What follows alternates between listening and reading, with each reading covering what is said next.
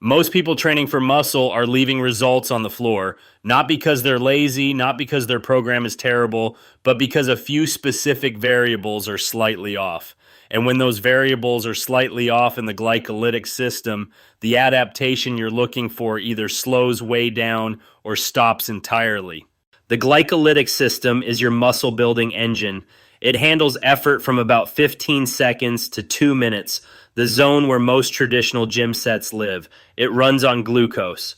And when it's working at the right intensity for the right duration, it creates exactly the kind of metabolic stress that tells your body to grow. But train it outside the optimal window. Too many reps, too much rest, too little challenge, and you're spending energy without triggering the signal that drives hypertrophy. Let's start with the burn.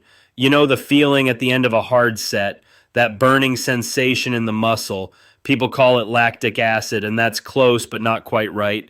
What's actually happening is your body is producing lactate and hydrogen ions as byproducts of glycolytic energy production.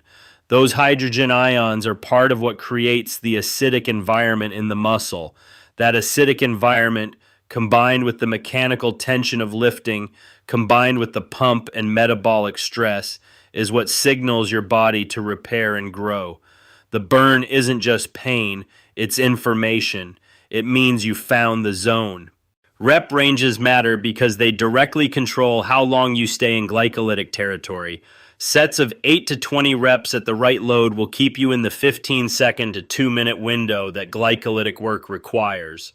Go below 8, say sets of 3 to 5, and you've dropped into phosphagen territory. The load is too high, the duration too short. You'll build strength but not hypertrophy at the same rate. Go above 20 reps, sets of 25 or 30, and you've drifted into near aerobic territory. The intensity is low, the load too light, and you're training a different adaptation. 8 to 20 is the sweet spot. For most people, most of the time, sets of 8 to 15 is where the most productive hypertrophy work lives. Rest periods are where most lifters get this wrong. 60 to 90 seconds. That's the range, not 30 seconds, not 3 minutes. At 30-second rest, you haven't recovered enough to get meaningful intensity on the next set. The metabolic environment hasn't cleared. You're going into the next set already compromised. The result is that every subsequent set is weaker, the quality of the stimulus drops, and you're accumulating fatigue faster than you're accumulating productive work. At 3-minute rest, you've allowed the glycolytic environment to fully clear, the metabolic stress is dissipated, you've essentially reset the system. That's exactly what you want for strength work. But for hypertrophy, part of the signal comes from the cumulative metabolic environment within a session. When you rest 3 minutes between hypertrophy sets, you're training more like a power lifter and less like someone optimizing for muscle growth. 60 to 90 seconds keeps the metabolic environment elevated while allowing enough recovery to perform the next set with genuine intensity. You can still move the weight with control and feel the target muscle working. That balance is what drives hypertrophy. Volume is the primary long-term driver of muscle growth. Total working sets per muscle group per week. That's the variable that accumulates over months and years into size. Most research suggests that for intermediate lifters, something in the range of 12 to 20 working sets per muscle group per week is productive.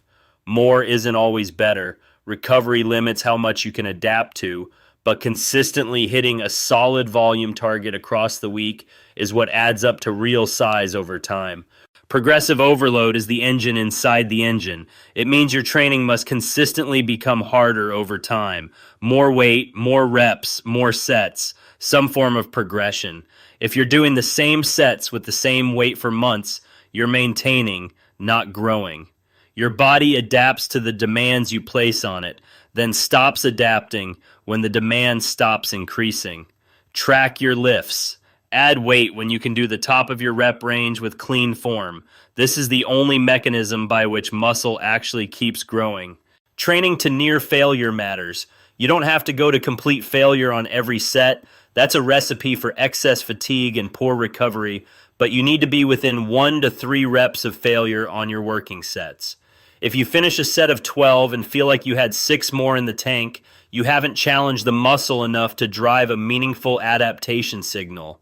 Get close to the edge. Leave 1 to 3 reps in reserve. That's the zone.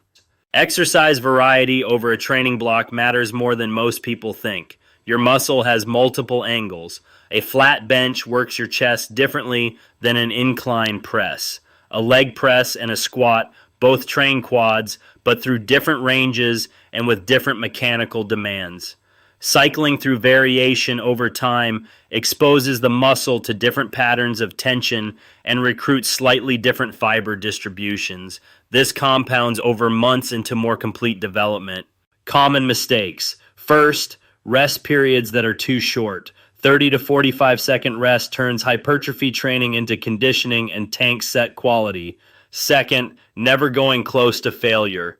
If sets always feel comfortable, you're not in range. Third, ignoring progressive overload, using the same weights for months and expecting different results. Fourth, chasing the pump without tracking volume. Feeling the pump in a session is good, but what matters long term is whether you're systematically hitting your weekly volume targets and progressing the load. The next video is about the oxidative system and why your cardio might actually be making your muscle building worse if you're doing it at the wrong intensity. Subscribe for that. And if you want the complete log, all 3 systems, 12 weeks of structured programming built to track exactly this, the Swole journal is linked below. Links in the description. Let's get to work.